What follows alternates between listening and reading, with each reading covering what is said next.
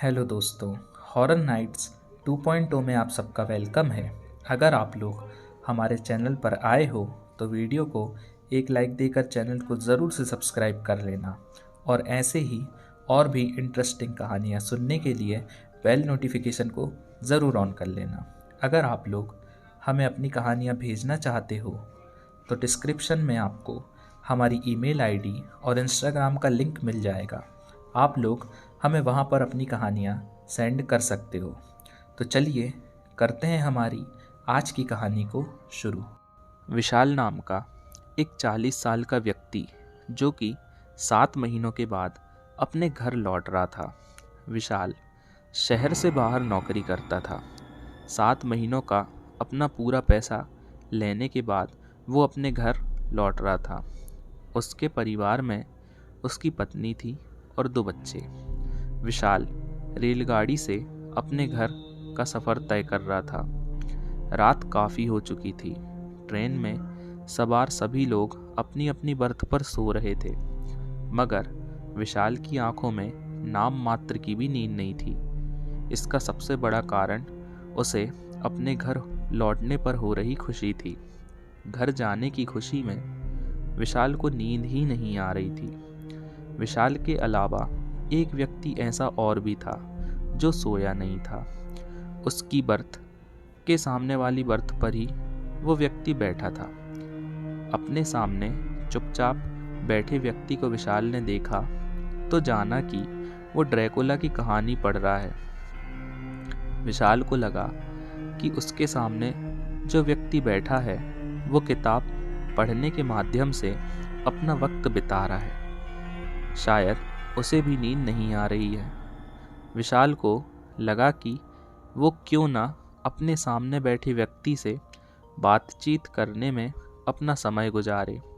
इसी इरादे के साथ विशाल ने उसे पुकारा। भाई साहब।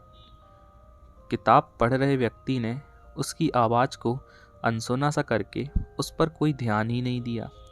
विशाल ने दूसरी बार आवाज़ दी। भाई साहब। दूसरी आवाज़ पर उसने किताब को नीचे करके विशाल को सपाट दृष्टि से देखा। उसके चेहरे पर भी सपाट भाव थे। इस बार विशाल थोड़ा संकोच के साथ बोला, मैंने आपको डिस्टर्ब तो नहीं किया? उस आदमी ने कहा, नहीं। विशाल मुस्कुराकर उससे बातों का सिलसिला जारी रखते हुए बोला, आपका नाम क्या है? उस आदमी ने बताया, सूर्य प्रताप। ओ, विशाल ने हलक से सांस छोड़ते हुए कहा, क्या आप भी अपने घर जा रहे हैं? प्रताप बोला, नहीं। तो फिर आप अपने घर से कहीं जा रहे हैं? विशाल ने मुस्कुराते हुए बोला। प्रताप ने उसे एक नज़र से देखा, मानो वो कुछ नहीं कहना चाहता हो।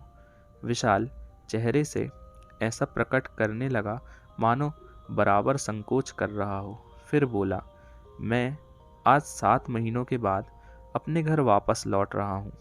अपने परिवार से मिलने की खुशी में मुझे नींद ही नहीं आ रही है, इसलिए मैंने सोचा थोड़ा आपसे बात ही कर लूँ। प्रताप कुछ ना बोला। वो उसकी बातों पर सिर को सिर्फ झुकाकर रह गया, मानो उसकी बात पर सहमति जता रहा हो। प्रताप के हाव भाव से साफ जाहिर था कि वो बात करने के मूड में बिल्कुल नहीं है। वह निरंतर जता रहा था कि उसे इस समय बात करना बिल्कुल अच्छा नहीं लग रहा हो, मगर आज तो जैसे विशाल चुप रहने के मूड में ही नहीं था। वो बातों को बढ़ावा देते हुए बोला, भाई साहब, क्या आप भूत प्रेतों पर विश्वास करते हैं? प्रताप ने हाँ में उत्तर दिया। मगर कैसे? विशाल बोला, क्या आपने कभी किसी भूत या प्रेत को अपनी आंखों से देखा है? उसके प्रश्न पर प्रताप ने चंद लम्हों तक उसे ध्यानपूर्वक इस तरह देखा मानो उससे बहुत कुछ कहना चाहता हो, मगर ऐसा बिल्कुल नहीं हुआ।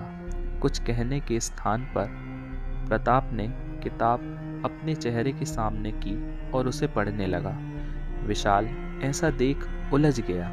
उसकी समझ में नहीं आया कि प्रताप ने उसकी बात का कोई जवाब नहीं देकर अपना चेहरा किताब में क्यों छुपा लिया?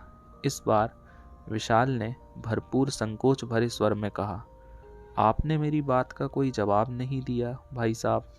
जवाब के रूप में प्रताप ने अपने चेहरे के आगे लगी किताब हटाई तो उसका वो भयंकर चेहरा विशाल के सामने आ गया। प्रताप का चेहरा इतना डरावना हो गया था कि यदि कोई बच्चा उसे देख लेता तो अपने प्राण ही गंवा बैठता। तो हैरानी की बात नहीं थी। उसका डरावना चेहरा देखकर ही विशाल की आंखों में मानो दुनिया भर का खौफ सिमट आया था। उसके चेहरे पर हवाइयाँ उड़ने लगी थीं।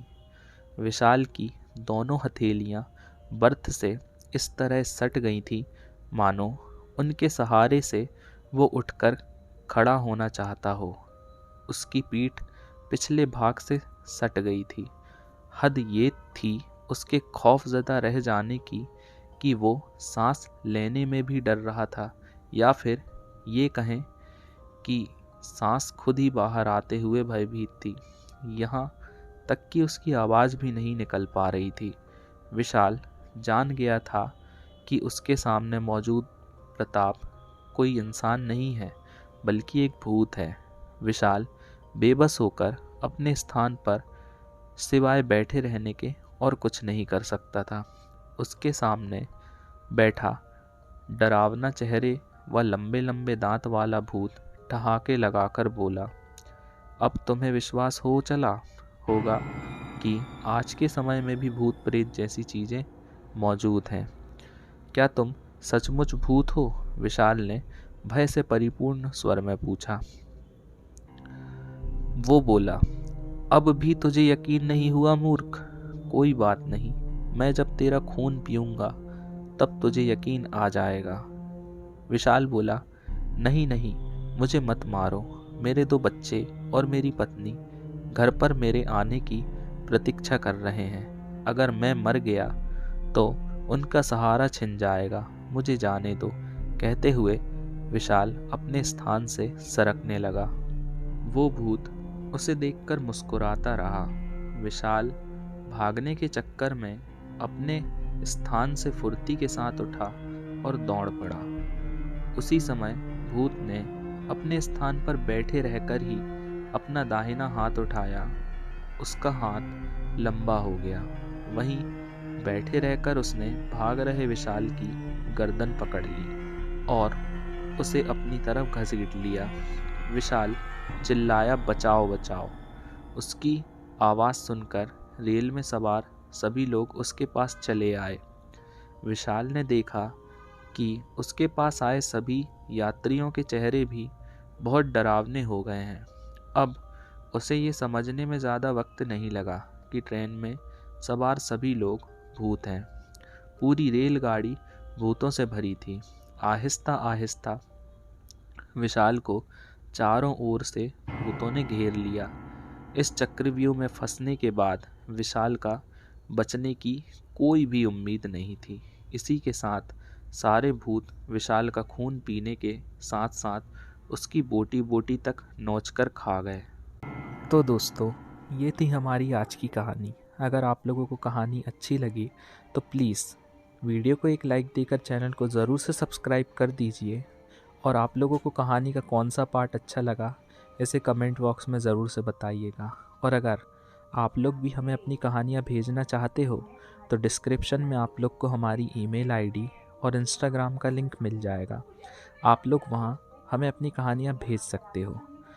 और चलिए अब मिलते हैं हम लोग अपनी अगली कहानी की वीडियो में।